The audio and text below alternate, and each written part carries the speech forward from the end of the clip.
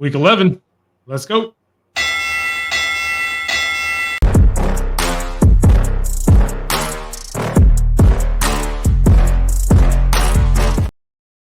What's up, everybody? Welcome back to the Ragsdale Rumble Week 11, brought to you by the Herb and Rodg podcast. I am your host, Big Mike, and I am joined, as always, by our two competitors. We will start with you, Rodg. How are you doing tonight? I'm doing fantastically splendid on this beautiful Wednesday night, Mike. Heavily anticipating this Alabama LSU game. How are you doing? I'm doing all right, man. I'm making it. Ready for this weekend of games, definitely. We will switch over to our other competitor, Herb. How are you doing? I'm doing fantastically splendid, Mike, on this wonderful Wednesday night. How are you doing? I'm doing all right again, as I said before. So I appreciate you paying attention to detail. I'm not going to say that because I did make the comment the other day that he never asked. So I will appreciate the fact that he remembered. Fine, so Mike. I'll be fair. It's fine. No, I try to be fair to everybody. So I did mention it. You did ask, so I do appreciate that. Yeah, little brother hatred is just so petty. Well, we do know something about that with that school down the road, down in South Alabama. Yes. We do know something about little brother hatred, but which is one of the reasons they're never on the show anymore, really. So we will get to this week's game. Can't start this week without recapping last week. Speaking of brother hate, both brothers had an anti-brother pick. Both of them missed, making it a tie for this week. Both competitors were 4-3, leaving us with a 2-game lead for Rodg, 44-31, 44-31 to 42-33. But still a lot of games left, still a lot of football to play. So we will get right into this week's games. Starting off, number 19, and these, I think these ESPN has updated them to the playoff rankings. So if it may be different from what you had maybe earlier in the week, that's why they are a little different. But number 19, Vanderbilt, number should be probably ranked. South Carolina.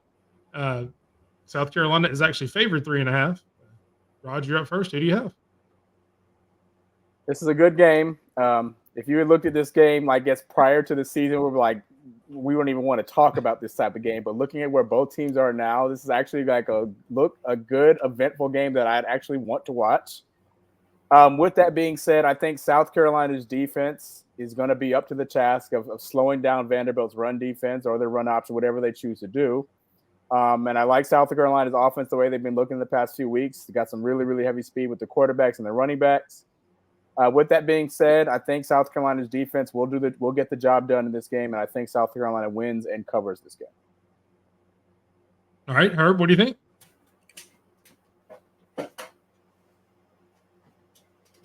That's why he was smiling.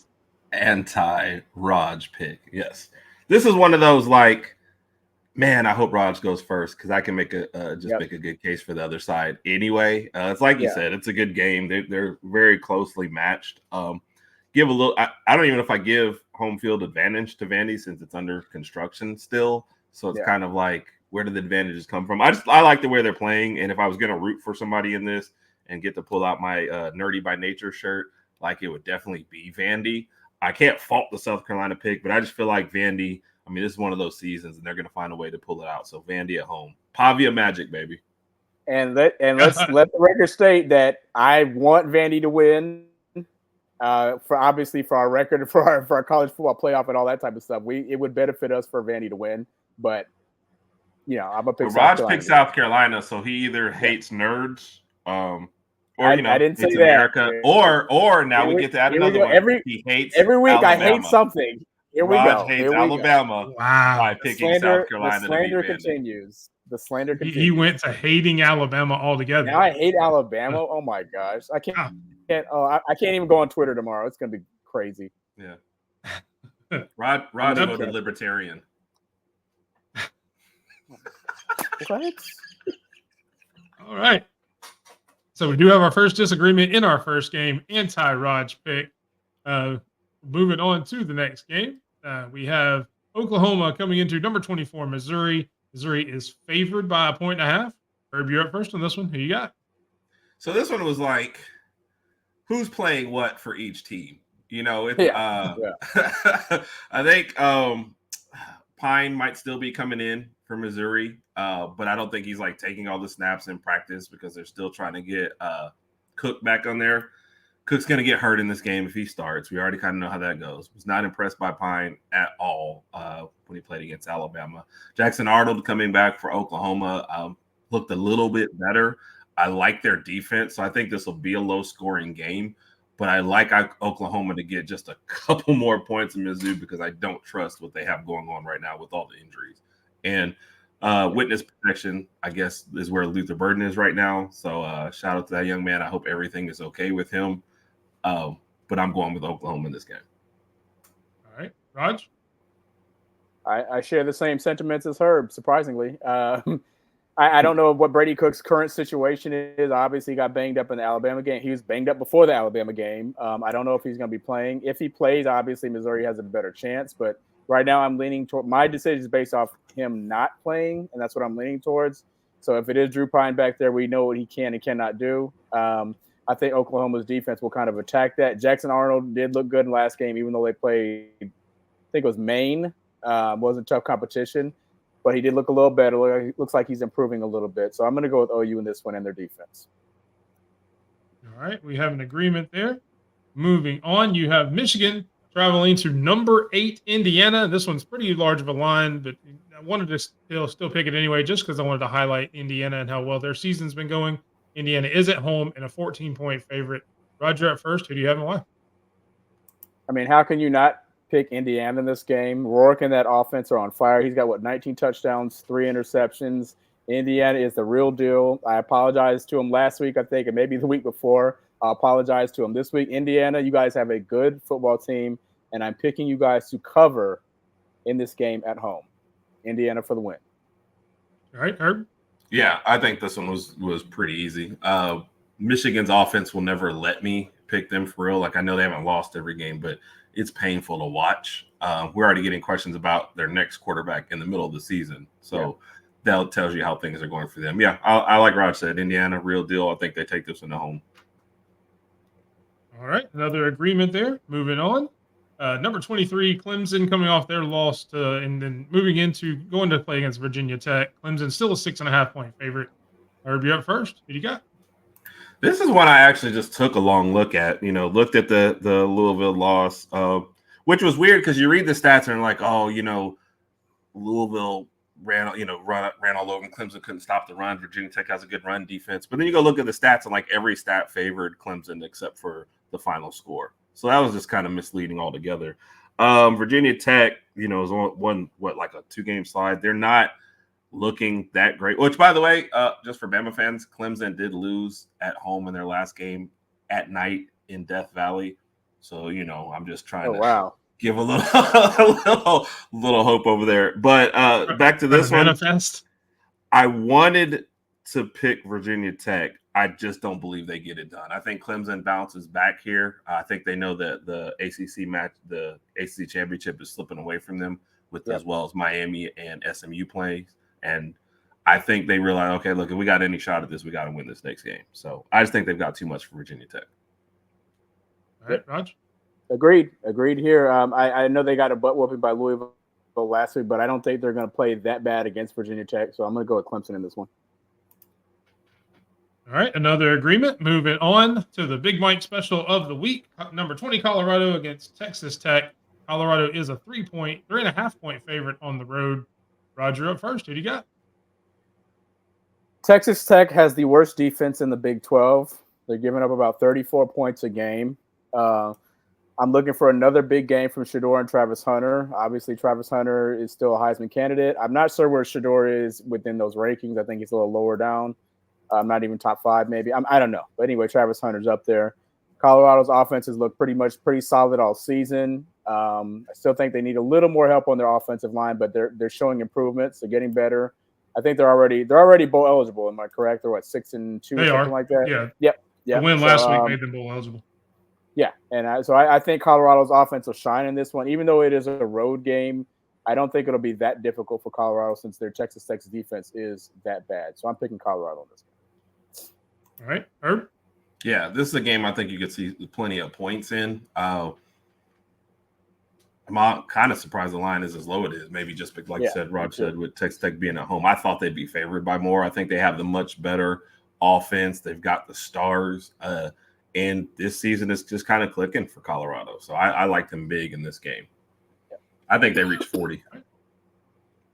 Oh, big number. And to be fair, I mean, I probably wouldn't have picked it if it wasn't Colorado, me being the Colorado guy kind of on the show. But when I saw the line, I definitely couldn't resist it being only 3.5. So yeah, definitely that swayed my decision a little bit to make sure we picked that game.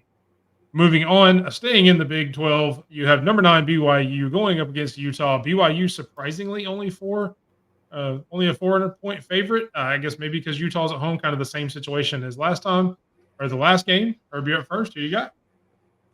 I mean, BYU to me easily takes this one. You know, Utah not scoring. They reopened their quarterback competition, which this late in the season has got to be crazy.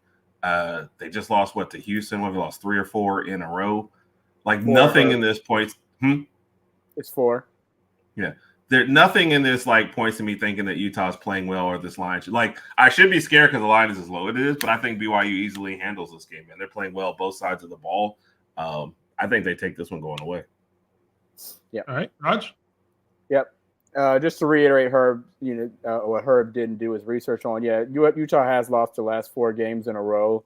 They're only averaging about 12 That's points what the little per brother game. is for, though, to do all the little. They're only averaging like 12 points per game per loss. Meanwhile, BYU is averaging 38 points per game. Both teams are just obviously going in the wrong direction. I'm actually glad you picked this game because I didn't know Utah was on a 4-game losing streak. I didn't realize their season had gone that south so quickly. Well, ever since Cam Rising retired, I think that was he's got another year of eligibility.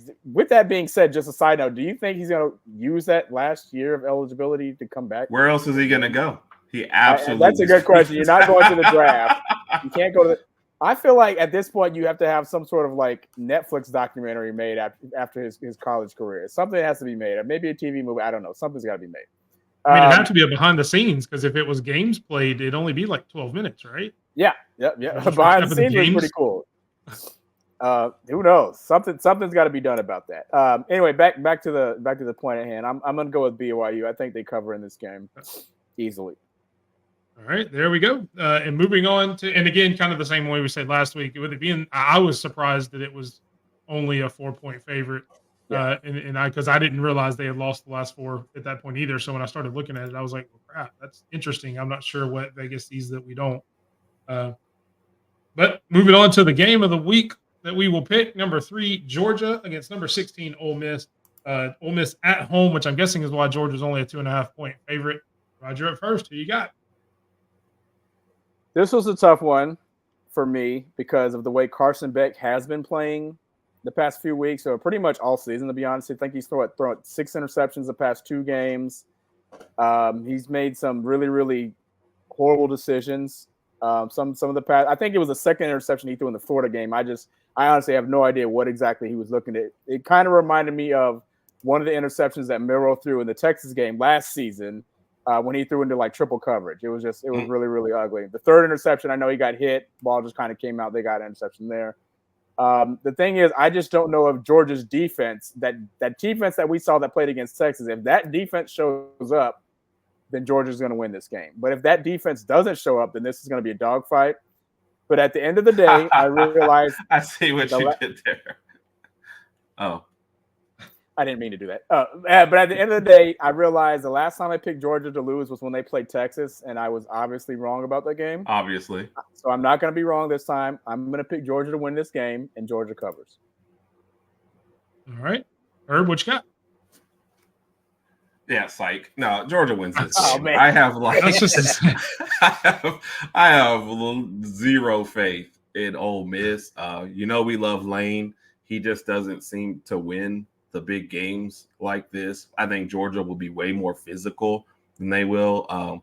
Lane's going to go for it on 4th down 3 times that he shouldn't and kind of let this game get away from him. And Beck will probably still be terrible in this game, but at some point he'll be good enough to still win it. And I think that defense will keep them in it until he gets his feet under him.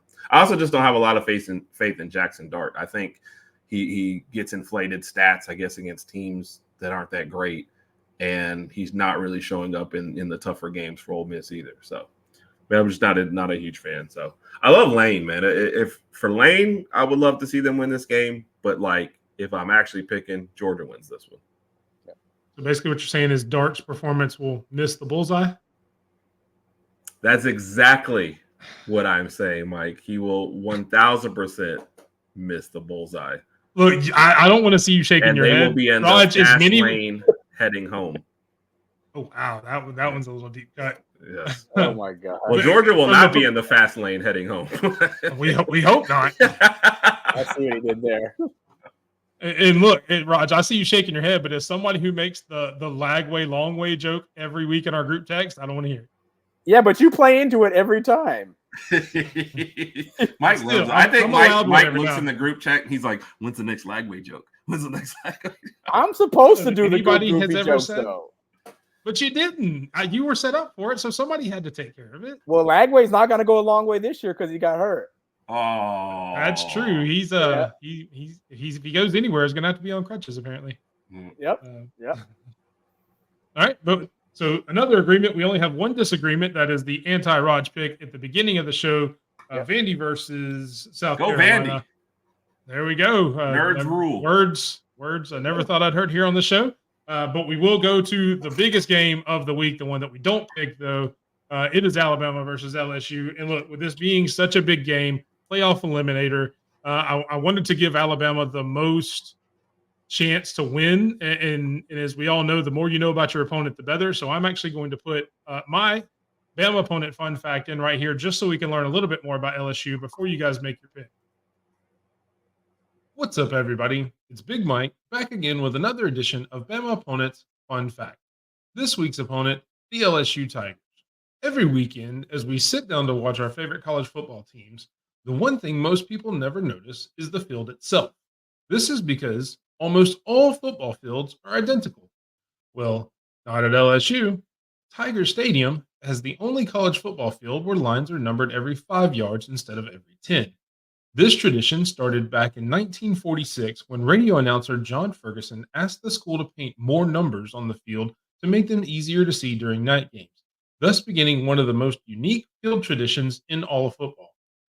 Tiger Stadium also has a second, slightly less unique field look, as it's one of 3 schools, along with Washington State and Florida State, who still uses the H-style field goal instead of the traditional Y shape.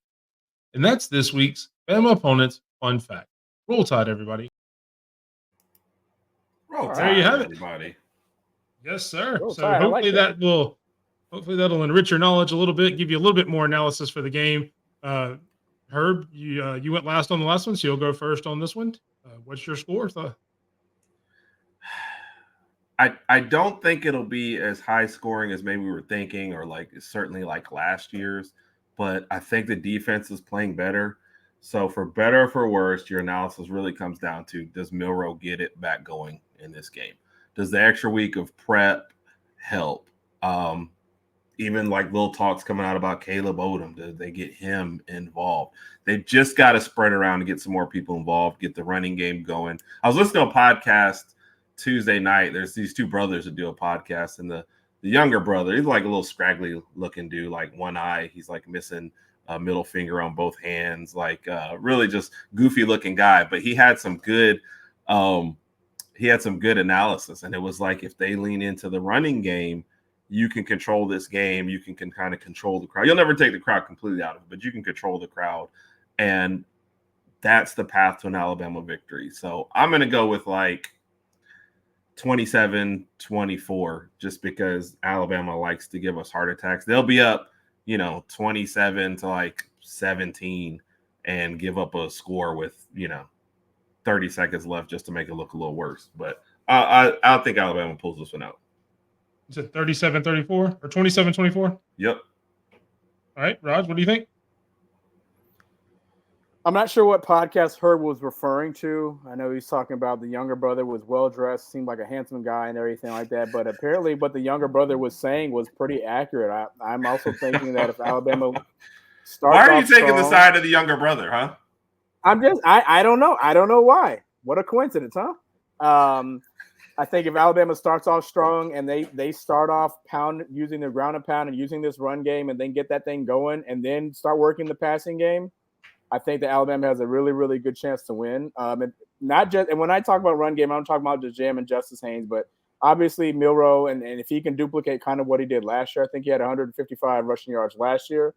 I don't know if he needs 155 this year, but obviously the more the better. And if he can establish his run, that'll definitely open up the passing lane even more. I'm hoping we don't pass it to Ryan Williams, 20 to 30 times like we did against Tennessee. Just use as many offensive weapons we can. And last but not least, we have to try to get as much pressure as possible on Nussmeier. I know he's prone. He's going to be throwing the ball. He's going to be airing the ball out. But we've seen what happens to quarterbacks that try to throw the ball too much. We're prone to get a few interceptions.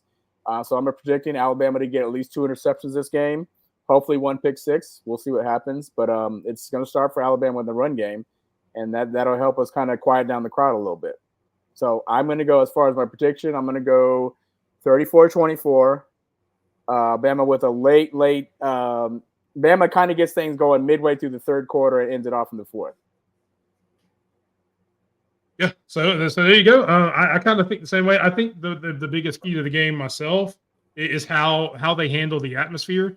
They had problems though that especially early in Tennessee, because I was watching a podcast on Tuesday as well, and the guest there said that you're never going to take the crowd out of it altogether, but the quicker you start, the more chance that has. And I actually made a comment on there, and I don't think the hosts or the guest understood what I was saying. Where if it were me and I were Coach DeBoer, I'd actually make them practice with like noise canceling headphones where it takes the noise where they can't hear anything that they're trying to call to kind of work on a silence count, because you're going to have that in that kind of environment.